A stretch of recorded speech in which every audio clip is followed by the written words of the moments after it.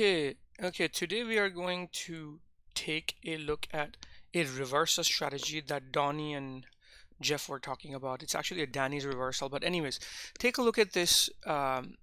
This is SPY. Take a look at that 685, right? So what happens? Market, first of all, 685, we know we're here, right? We're looking at this trade. 685.20 is not going to take 685 normal. Then the market comes back down here at 1105 and makes this level. This is 685.07, validates that level, and now I'm interested at taking that 685, right? Market comes right back down again, and it tries to break my low of day into 685. This is the candle that I would get in, right? Provided there is correlation with SPY. So let's see what is happening at 1107 on SPY. So as we try to take the break of 685 on SPY, what is happening on Qs at I would like to see, this is the latest low of day, 618.30. So what I would want to take is, as SPY is breaking 685, I wanna see a break of low of day 618 into the lows of into that 618, right? So I want to take a break of low of day and then go towards that 618. Very standard stuff, right? But this is where the reversal happens. Look at what SPY is doing at 1107. It breaks that 685.07 low of day, breaks that level at 685 at 1107. Correspondingly, looking at 1107 on Qs doesn't break the lows of day. Qs does not break 618.30 and then goes towards that. So normally what would I do? I would leave it, right? I wouldn't enter SPY, correct? I would not enter this 685. I would watch it go, and then as it comes back up, I would say, hey, look, because Qs didn't break through the lows a day, this is what happens. Well, this is what happens on with Jeff. As you see that on 1107, the correlating Qs is not breaking the lows of the day, just hovering around here. We start to look at SPY. SPY tape goes 684, 90s, 80s, and it was just hovering around 80s. It wouldn't go higher. 82, 83, 84, 85, 82, 88.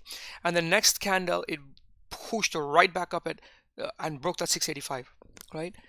We knew that it will not go further because Qs did not break the low of day into 618.30 low day into that 618. So we knew that there was going to be an issue with SPY not being able to continue further, right? So Jeff was watching the tape very well. As Jeff was just like, hey, look at that, 684, 87, 84, 87. SPY is just hovering around here, and Qs is not breaking the lows of day, which means that next there's a potential chance that this 685 will hold. That's exactly what it did. He got in at 685 as soon as it bounced back up because it failed. Qs failed to break the lows of day into the 618 whole number, which means the next day it might bounce.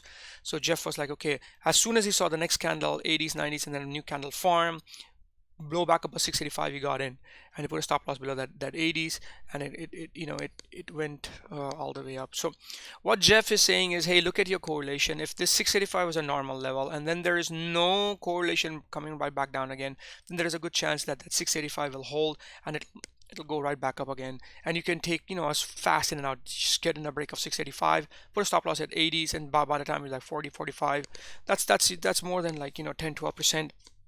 You can take a trim or do whatever you want to, right? But this is the way they take their reversals. They don't wait for a lower high, lower low, although that's a good strategy too. But they're like, okay, well, if this is my validated level 685 and it needs to break and Qs are not near the lows of day, well, then there's a good chance that SPY is not going to want to be able to break the 685. But they watched the tape very carefully. That's what they said. The emphasis was on the tape.